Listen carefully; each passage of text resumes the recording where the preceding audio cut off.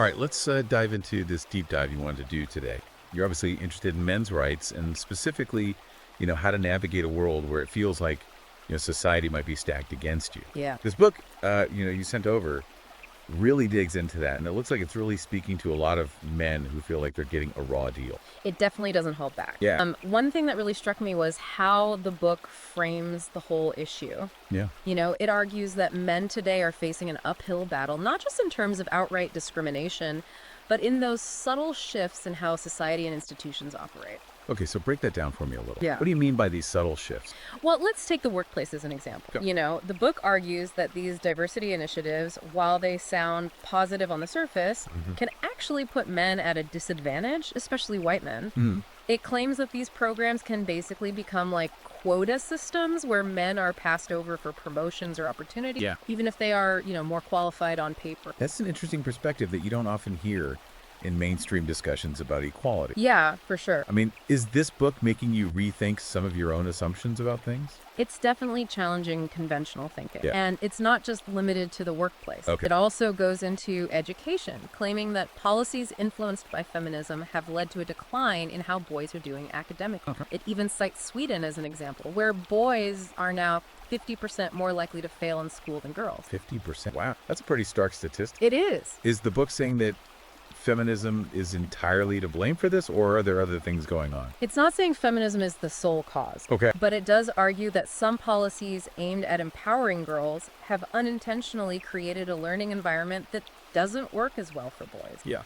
For example, it claims that some teaching methods might be more suited to how girls learn, leaving boys feeling left out and falling behind. So it's not about taking away opportunities from girls, but recognizing that boys might need a different approach to thrive in education. Exactly. The book is pushing for a more, nuanced understanding of how gender differences play out in education and moving away from this one-size-fits-all approach. Okay, now things get really interesting when the book dives into the legal system, specifically family court. It paints a picture of family court as like this minefield for men. Right. The book is pretty critical of what it sees as a bias against men in family court, particularly when it comes to divorce and child custody. It argues that the system tends to favor mothers, even in cases where fathers are, actively involved in capable parents. That's a pretty serious. What kind of evidence does the book present to back that up? Well, it points to a number of things, including this thing called the tender years doctrine, which is this outdated legal principle that assumes young children are automatically better off with their mothers, regardless of the father's capability. It also criticizes no-fault divorce laws, arguing that they've made it easier for women to initiate divorce without consequences, leaving men feeling powerless and vulnerable. So basically, the book is saying that men are going into family court already at a disadvantage, both legally and emotional. That's the main argument. Okay. And it goes beyond custody battles, too. The book highlights the financial burden that divorce often puts on men, with alimony and child support payments that can be crushing, even if they're determined fairly. It argues that the system often focuses on the woman's financial needs without properly considering the man's financial situation. It was all pretty bleak. Does the book offer any advice for men who are facing these challenges? It does. Okay. It's not just about complaint. It's very action-oriented. Okay. It advises men to be proactive, understand their rights, and to fight for what they believe in. It stresses the importance of keeping good records, hiring a good lawyer, and building a strong support network. Support network. Okay, I think this is where things might start clicking for a lot of guys out there. Right. It's one thing to read about these issues, but it's another to actually feel like you're not alone in going through them. Absolutely. The book really emphasizes the power of brotherhood, arguing that men need to connect with each other, share their experiences, and support each other through these tough times. It highlights the rise of the men's rights movement. And these online communities, like the subreddit you mentioned, has vital platforms for men to find that sense of solidarity and shared purpose. That makes a lot of sense when you feel like the system is against you. Finding a community that gets what you're going through can be incredibly empowering. It can. It's like having a band of brothers to stand with you in the trenches. Exactly. The book drives home the point that men are stronger together, that by sharing their stories and supporting each other, they can overcome these challenges and build a better future for themselves and future generations. Now, I'm curious about this idea of reclaiming masculinity that the book talks about. Okay. It sounds like it's pushing back against that whole toxic masculinity thing we hear so much about. You're right. The book completely rejects the concept of toxic masculinity. Okay. It argues that it's a feminist idea designed to make traditional male traits seem bad and to shame men for just being men. It argues that qualities like strength, assertiveness, even risk-taking aren't inherently negative, but are essential for men to succeed and contribute to society. So it's not about denying that some male behaviors can be harmful, right? No. It's about recognizing that there are also good aspects to traditional masculinity worth preserving. Exactly. The book argues that men need to reclaim these positive aspects, to embrace their masculinity without shame or apology, and to channel their energy in positive ways. It's interesting that the book even uses the term warrior mentality in a positive light. Yeah. That's a term that often gets thrown around negatively, but the book seems to be reframing it as a mindset of resilience and strategic thinking that men can use to overcome obstacles. Exactly. It's about embracing that warrior's strength and but channeling it towards goals like building a successful career, protecting their family, or contributing to their community. It almost sounds like the book is trying to revive a sense of honor and purpose among men, a sense that's maybe been lost in modern society. Yeah, that's a good way to put it. The book argues that men are searching for meaning and purpose, and they can find it by embracing those good parts of their masculinity and using their strengths to make a positive impact. I know we've barely scratched the surface of this book, but I can already see why it's hitting home with men who are feeling disillusioned or marginalized. It's like it's giving them a way to express their frustration and a framework for understanding their experience. And it's not just about understanding. The book is a call to action. It's urging men to not just sit back and complain, but to take charge of their lives, build a better future for themselves and their family. All right, so we've talked about a lot here. Challenges in the workplace, the family court system, the power of brotherhood, claiming masculinity. It feels like we're just getting started, though. There's so much more to uncover here. There is, definitely. Okay, well, buckle up, everyone. Yeah. We're going in deep. We are. Let's get back to that idea of the gynocracy you brought up. Yeah, okay. It's a term you hear a lot in men's rights discussions. And this book really dives deep into it. I think it's something that a lot of men in our audience are wrestling with. This idea that society has shifted to favor women, often at the expense of men. The book argues that you can see this shift towards a gynocracy in all sorts of places in society. Like it talks about hiring practices where women might be given preferential treatment, even if a man is equally or even more qualified. Yeah, I can see how that would be frustrating, especially when you're competing for jobs. But isn't that just trying to balance things out after, you know, centuries of men dominating the workforce? The book acknowledges that there's historical inequality for sure, but it says the pendulum has swung too far in the other direction. It claims men are now facing a new kind of discrimination, one that's often disguised as progress. So it's not about denying that women have faced discrimination, right? It's about recognizing that the solutions may have created new problems for men. That's the point. The book wants a more balanced approach, one that acknowledges the needs and challenges of both genders. It even talks about benevolent sexism. Benevolent sexism, where actions that seem positive towards women actually reinforce traditional gender roles and undermine true equality. Give me an example of what the book considers benevolent sexism. Well, think about things like expecting men to always pay for dates. Or to give up their seats for women on the bus or train. These gestures might seem polite on the surface, but the book argues they keep this idea going that women are weaker or more dependent on men. That's interesting. I never thought of it that way. Yeah. It's like these chivalrous acts, even if they're well-intentioned, could actually be part of the problem. That's the argument. The book says true equality means treating men and women as equals in everything, not just jobs or legal matters. Let's move on to another controversial topic the book brings up. The marriage strike.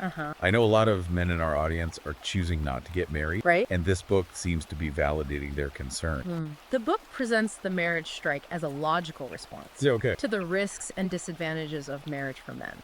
It argues that men are hesitant to get married because they see it as a potential trap that could lead to financial ruin, emotional distress, and even losing their kids in a divorce. So it's not that men don't want love or family, right? They're just afraid of what could happen if things go sour. Exactly. That's a really important point. The book highlights how divorce laws often favor women, leaving men with alimony and child support payments. That can be financially devastating. It also argues that family courts are often biased against fathers when it comes to custody decisions. I know that's a huge worry for a lot of men listening. They see these stories of men losing their homes, savings, even relationships with their kids after divorce. And it makes them really hesitant to get married. The book doesn't shy away from these realities. It tells men to be aware of the risks, to protect themselves legally and financially, and even consider other relationship models that might be more fair. Okay, so we've talked about the challenges for men in the workplace, the legal system, even in relationships. Now let's talk about a space where men are finding support and connection, the manosphere. The book has a really interesting take on the manosphere. It sees the good things about this online world. It sees it as a place for men to connect with others who think like them, to share what they're going through and find a sense of belonging. I think the manosphere has been a lifeline for a lot of men who feel like they're not being heard in mainstream society. It's a place where they can talk about their frustrations, their worries, their perspectives without being judged or censored. The book recognizes that. It also points out how the manosphere is raising awareness about issues that affect men, like male suicide rates, the challenges of being a father, and the biases men face in different parts of life. It's like a countercultural movement, right? Pushing back against this dominant narrative that portrays men as privileged and powerful while ignoring the real struggles so many men face. Exactly. The book sees the manosphere as a necessary correction, a place where men can challenge the status quo, reclaim their masculinity, and fight for their rights. But it seems to acknowledge the potential downsides of the manosphere too, right? It does. The book warns against falling into an echo chamber of negativity or resentment. It says it's important to use the manosphere for growth and positive change, not just for complaining or blaming women. It's a tricky balance. It is. On one hand, it can be validating and supportive for men who feel marginalized. But on the other hand, it could become a breeding ground for anger and misogyny if it's not approached in a healthy way. The book encourages men to use the manosphere wisely, to have thoughtful conversations, challenge their own biases, and channel their energy into positive action. Okay, now let's shift gears a bit and talk about one of the most controversial things the book gets into, its take on traditional marriage. The book is very critical of marriage, especially as it exists now in Western society. It argues that marriage has become really risky for men, often leading to financial ruin and emotional distress, especially if there's a divorce. I think a lot of men are starting to understand the realities of divorce laws and how they can be devastating for men financially. The book doesn't sugarcoat it. It even calls marriage a trap, designed to benefit women at the expense of men.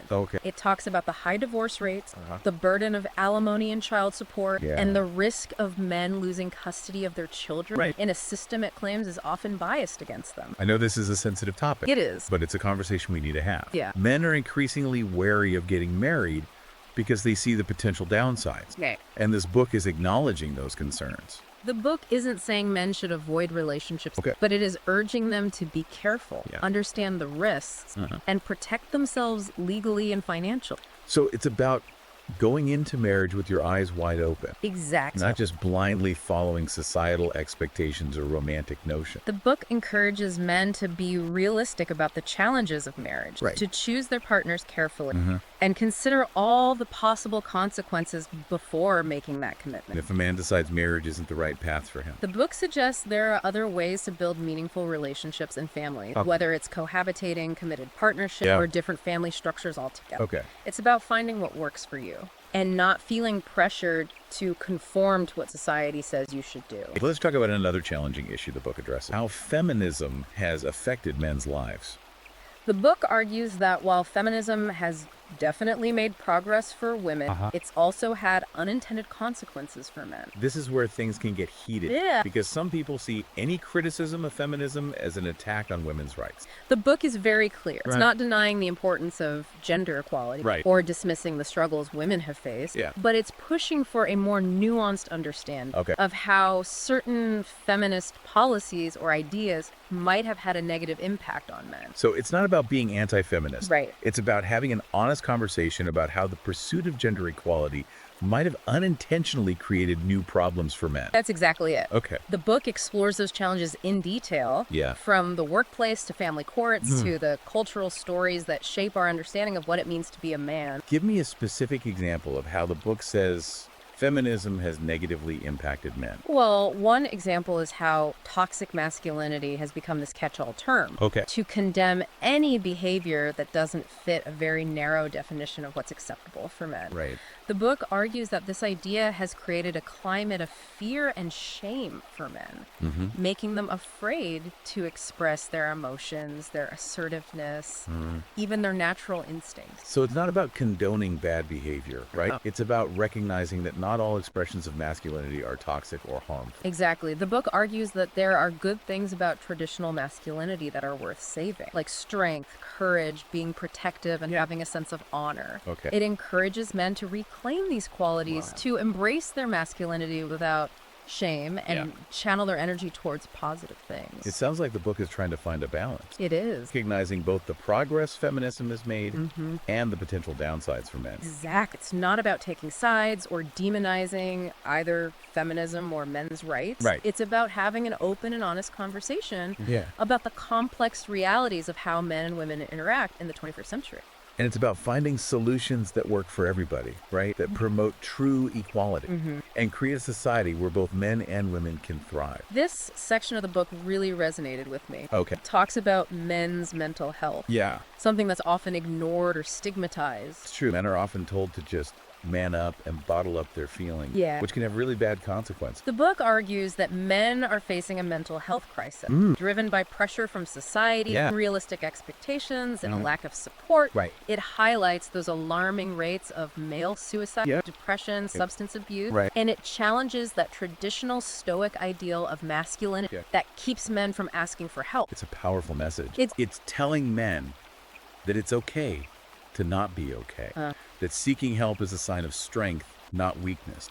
The book encourages men to be more open about their feelings, to build strong support network, and to get professional help when they need it. It also emphasizes finding healthy ways to deal with their emotions, whether that's through exercise, creative stuff, or just spending time in nature. It's about taking care of your mental and emotional well-being, just like you would your physical health. Exactly. The book stresses that men don't have to suffer in silence. There are resources out there, people who care. And there's hope for healing and recovery. I'm seeing a pattern here. This book isn't just about pointing out the problem. No. It's about giving men the tools to find solutions, to take charge of their lives and create a better future for themselves. Absolutely. And that brings us to another key idea in the book, the red pill. The red pill. It's a metaphor from the movie The Matrix. It represents choosing to see the world as it really is, even if that reality is tough or unpleasant. I think most of our listeners are familiar with the red pill idea. It's about waking up to the realities of how men and women interact, the societal biases that often favor women, and the ways men can be disadvantaged or even taken advantage of. The book really digs into the red pill philosophy, exploring different aspects of this awakening, from the legal system to how the media portrays men, to the social expectations that can undermine men's well-being. It's like peeling back the layers of how we're conditioned by society to see the truth, even if it's hard to swallow. The book doesn't hide the potential downsides of the red pill either. It acknowledges that some men can become angry or resentful, even misogynistic after taking the red pill. It's easy to fall into a victim mentality. It is. Or to blame women for all of men's problems. The book warns against that. It says it's important to use the red pill for positive change, not as an excuse to dwell on negativity or attack others. It encourages men to channel their energy constructively, to use their new awareness to improve their own lives, and to fight for a more fair and just society. So it's about taking that red pill awareness and using it to empower yourself, to make good changes in your own life, and to advocate for a better future for all men. Exactly. It's about becoming the hero of your own story, not the victim. So we've talked about the red pill, which is about waking up to how the world really is. But what about the blue pill? What does the book say about that? In this book, the blue pill represents choosing to stay ignorant, to live in this blissful state of not knowing. It's the comfort of believing the world is fair, that men and women are treated equally, and that if you work hard and follow the rules, you'll be fine. The book argues that the blue pill is a dangerous illusion, one that traps men in a cycle of denial and self-sabotage. It says that men who hold on to the blue pill are often blind to the ways they're being disadvantaged, exploited, even manipulated. It's like living in a fantasy world where you're unaware of the forces working against you. The book encourages men to reject the blue pill, to face the truth, no matter how uncomfortable it is, and use that knowledge to empower themselves. So it's a call to wake up, see the world clearly, and take control of your own destiny. Exactly. The book offers a path to liberation, a way for men to break free from that blue pill illusion and embrace a more authentic and empowering way of being a man. It encourages men to become aware of how they've been conditioned, to challenge those limiting beliefs, and create a new set of values that align with their true selves. It's a journey of self-discovery. Right. It is. Shedding those layers of social programming and embracing your true potential. The book gives practical advice for men who are ready for that journey, offering strategies for building self-awareness, developing emotional intelligence, and navigating relationships in a more genuine and fulfilling way. It's like a roadmap to a more conscious and empowered masculinity, a guide to becoming the man you were always meant to be. And that journey often begins with understanding the sexual marketplace, something the book goes into quite a bit. I know that term can make some people squirm, but it's a reality we can't really ignore. The sexual marketplace is basically a way to describe the dynamics of attraction and choosing a mate. It's not about reducing human relationships to cold transactions, but it's about acknowledging that certain factors influence who we're drawn to and why. Yeah, it's like understand the rules of the game so you can play strategically and improve your chances. The book argues that men need to be aware of the things that determine their value in this marketplace. Like what? Things like physical attractiveness, social status, personality traits. So not just judging people on the surface, but understanding what drives attraction and mate selection. The book encourages men to invest in themselves, improve their physical health, develop their social skills, and cultivate their character. Not just to attract a partner, but to become the best versions of themselves. It's about leveling up, right? Becoming the most attractive and desirable version of yourself. The book emphasizes that the sexual marketplace isn't fixed. A man's value can change over time based on his actions, achievements, even personal growth. So it's a message of empowerment. It is. Telling men they're not stuck where they are. They can improve their standing by working on themselves and becoming their best selves. And that message goes beyond dating and relationships. It's about taking control of your life, defining success on your own terms, and going after your goals with everything you've got. So we've covered a lot of ground here. The challenges men face in this Chinocracy, importance of brotherhood, that red pill awakening. I'm hearing a theme of resilience, of men taking charge of their lives and building a better future for themselves. You got it. And that takes us to the last chapter of the book, where it gives men practical advice on how to build a more fulfilling and meaningful life, no matter what obstacles they encounter. I'm really interested to hear what the book has to say about that. All right, so we're wrapping up this deep dive into this book, and I gotta say, it's been a wild ride. We've talked about some really tough stuff. But I think the biggest takeaway is this idea of men taking charge and creating a better future for themselves. This book isn't about whining, It's about giving men the tools to find solutions and build a life that's, fulfilling and has real meaning. So let's get into that. What does the book suggest men can actually do to create that better future? One of the core messages is that men have to define success on their own terms, find their own path, and really go after what they're passionate about.